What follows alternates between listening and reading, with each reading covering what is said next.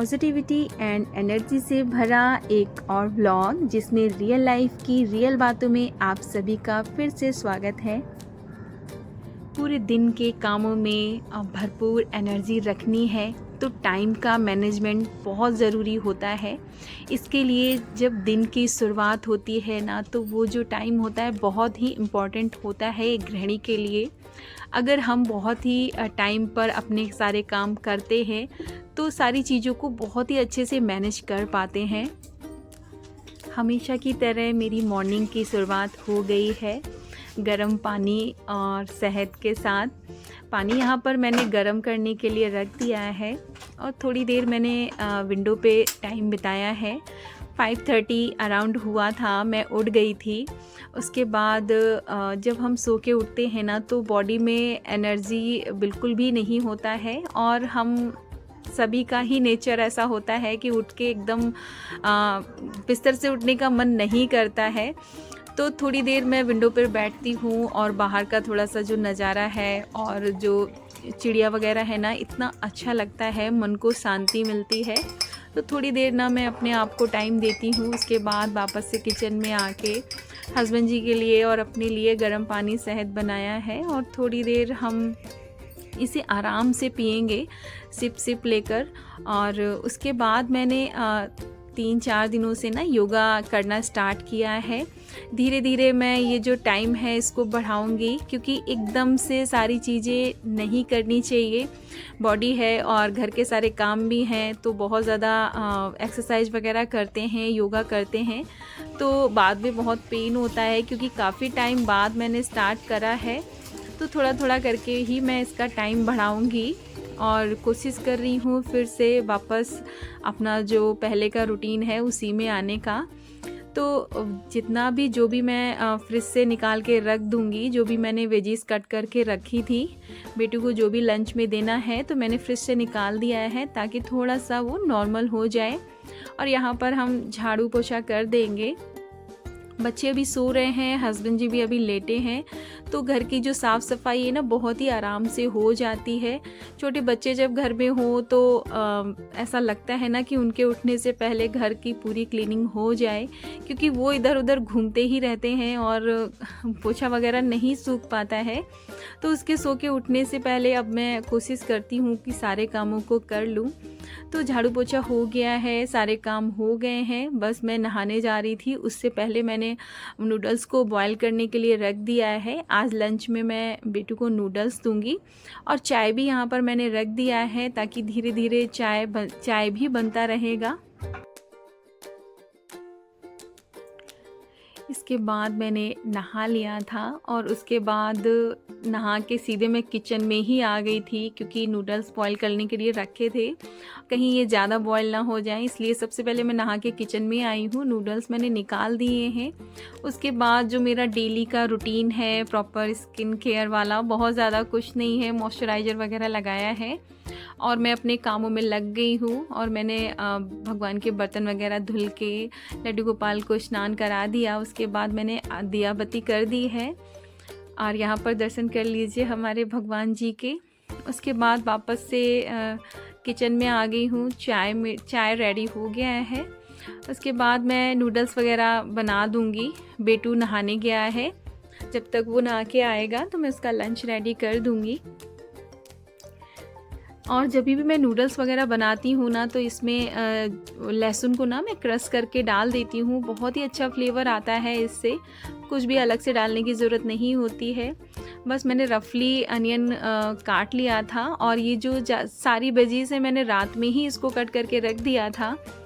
और नूडल्स में मैं हमेशा खूब सारी सब्जियां डालती हूँ, इससे अच्छा लगता है, देखने में भी अच्छा लगता है और थोड़ी सी सब्जियां बच्चे खा लेते हैं। उसके बाद मैंने इसमें सोया सॉस और थोड़ा सा विनेगर और थोड़ा ग्रीन चिली सॉस डाला था और नूडल्स डाल देंगे और थोड़ा सा नमक ऐड किया है। काफ़ी दिनों से बेटू कह रहा था मम्मा नूडल्स बना दीजिए, तो आज उसके पसंद का ही बना है। सारे बच्चों को नूडल्स पसंद आते होंगे और यहाँ पर मैं उसको थोड़ा सा नूडल्स खाने के लिए दे दूँगी और बाद बाकी उसका लंच पैक कर दूँगी।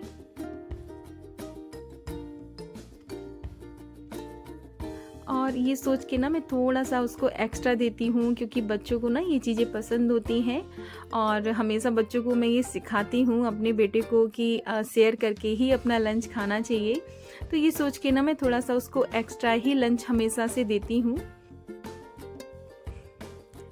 पीटू को रेडी कर दिया है और वो स्कूल चला गया है।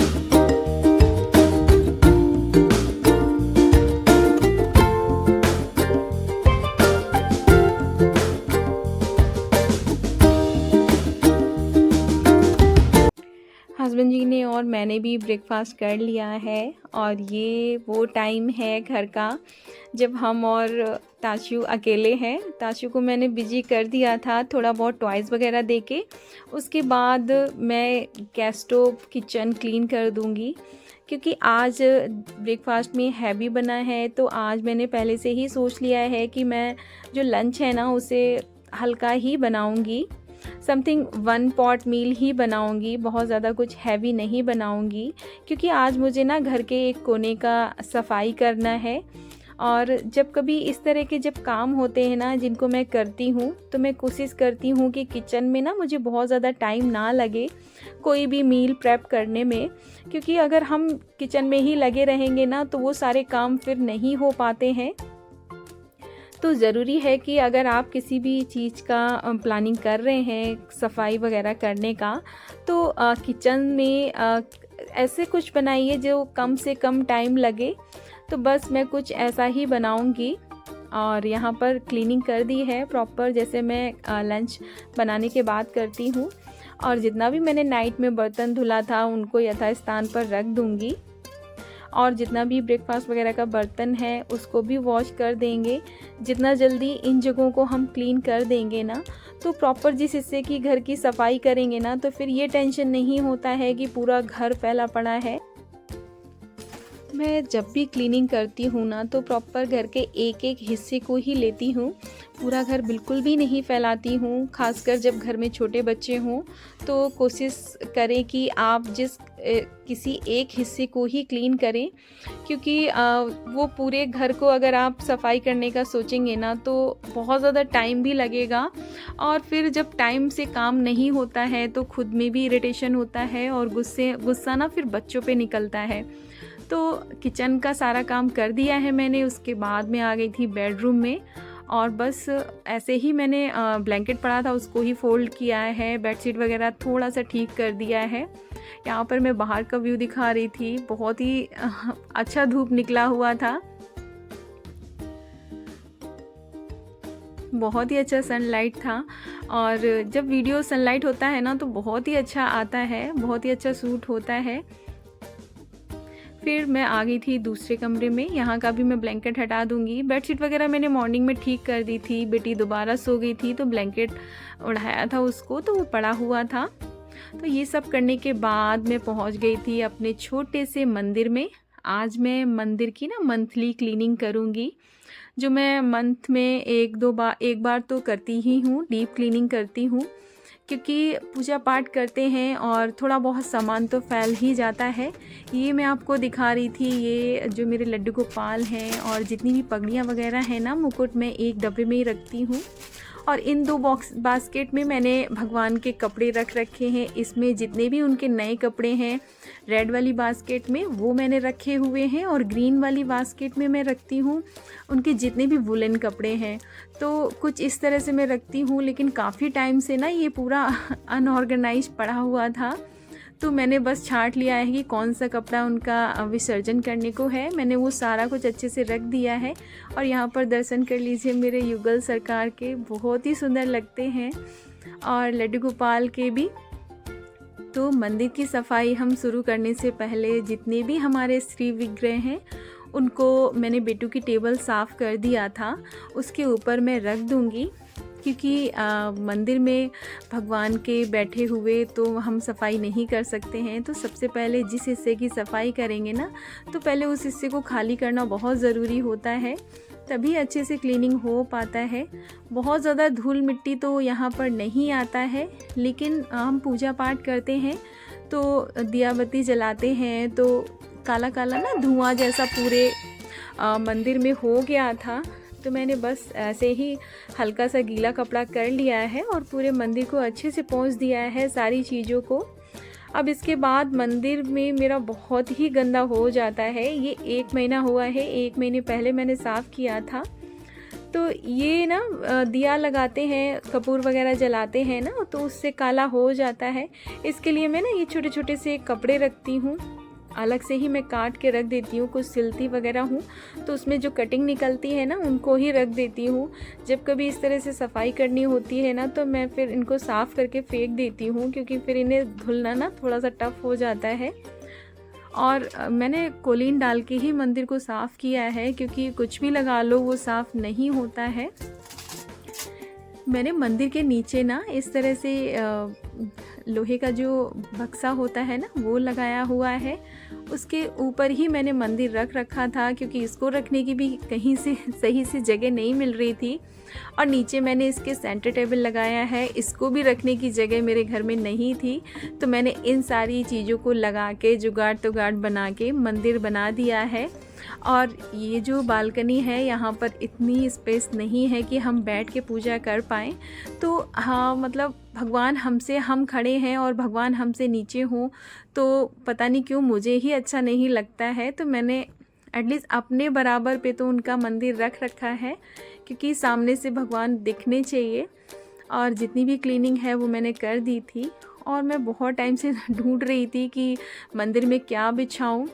काफ़ी टाइम से मैंने काफ़ी वीडियो में भी पढ़ा है कि मंदिर में ना रेड कलर का कपड़ा नहीं बिछाना चाहिए, तो वाइट कलर का कपड़ा बिछाना चाहिए। इससे क्या होता है, घर के जो बच्चे हैं उनका दिमाग शांत रहता है। तो मैंने आज ऐसा ही सोच के मैंने वाइट कलर का मेरे पास कपड़ा रखा था, मैंने उसमें फोम डाल के और तुरंत के तुरंत सिल दिया है ना। ये कुछ पिछवाई की तरह बना है जो मार्केट में बड़ी कॉस्टली मिलती है। बहुत ही सुंदर बन गया था, मैंने सोचा नहीं था, बस मैंने ऐसे ही सिलने बैठ गई थी और ये अपने आप ही बनता चला गया और एकदम परफेक्ट साइज़ बना था। उसके बाद मैंने ना मंदिर के ये पीछे घी वगैरह बत्ती वगैरह रखती हूँ ना, उसके लिए ये वुडन का एक टुकड़ा पड़ा था मेरे पास, उसी में मैंने वॉलपेपर लगाया है। पहले मैंने इस पर एक कपड़ा लगा के रखा था तो वो गंदा हो गया था, तो उसको हटा दिया है। तो अब फिर मैंने इस पर वॉलपेपर लगा दिया है, रखने में भी अच्छा लगता है। और किसी भी चीज़ को ना आप इस तरह ऑर्गेनाइज करके रखते हैं ना, थोड़ा सा क्लीन लगता है और बहुत ही देखने में भी बहुत अच्छा लगता है। उसके बाद मैंने विराजमान कर दिया था वहाँ पर अपने लड्डू गोपाल को। और इसके बाद हम आ गए थे अपने युगल जोड़ी है उनका श्रृंगार करने के लिए। सभी के मैंने वस्त्र निकाल के और सभी को मैंने अच्छे से स्नान करा दिया था। जब भी मैं मंदिर की क्लीनिंग करती हूँ तो मेरे जितने भी श्री विग्रह हैं मैं उन सभी को अच्छे से स्नान करा देती हूँ, क्योंकि पीतल की मूर्तियाँ हैं, इनका भी साफ़ होना बहुत ज़रूरी है, वरना पीतल काला पड़ जाता है। उसके बाद मैंने युगल जोड़ी को अपने वस्त्र धारण करा दिए हैं और इन्हें ज्वेलरी वगैरह पहना देंगे। मैंने प्रभु के श्रृंगार का ना पूरा वीडियो शूट नहीं किया है, वीडियो बहुत बड़ा हो जाता। तो आप लोगों को अगर पसंद है तो मुझे कमेंट में बताइएगा, तो मैं अलग से ही इनके श्रृंगार का वीडियो बनाऊंगी, वो आपके साथ शेयर ज़रूर करूंगी। तो यहाँ पर सारे श्री विग्रह का मैंने श्रृंगार कर दिया है। उसके बाद हम मंदिर में विराजमान कर देंगे। और जब कभी कोई फेस्टिवल वगैरह होता है ना तो हम अपने लिए, अपने घर के लिए थोड़ी नई चीज़ें खरीदते हैं, नई चीज़ें खरीदते हैं, नए कपड़े खरीदते हैं। तो कुछ इस तरह से मैं मानती हूँ घर के मंदिर का भी, क्योंकि घर में जो सुख शांति समृद्धि है ना वो इस जगह से ही आती है। जितना मेरा अपना मानना है, जितना साफ़ सुथरी अपने घर के मंदिर को रखेंगे ना उतना ही हमारा मन शांत रहता है। तो कुछ इस तरह से मैं चीज़ों को मानती हूँ और थोड़ी जो अपने रिचुअल्स वगैरह हैं उन्हें फॉलो भी करती हूँ। तो जितने भी हमारे श्री विग्रह हैं उनको विराजमान कर देंगे। मंदिर एकदम क्लीन हो गया है और शिवरात्रि आ रही है तो मेरा मंदिर भी हो गया है रेडी। आई होप फ्रेंड्स आज का वीडियो आपको अच्छा लगेगा। आज का वीडियो आपको अच्छा लगा हो तो मेरे चैनल को सब्सक्राइब एंड वीडियो को लाइक ज़रूर से करिएगा। मिलते हैं नेक्स्ट वीडियो में, तब तक के लिए बाय, टेक केयर फ्रेंड्स।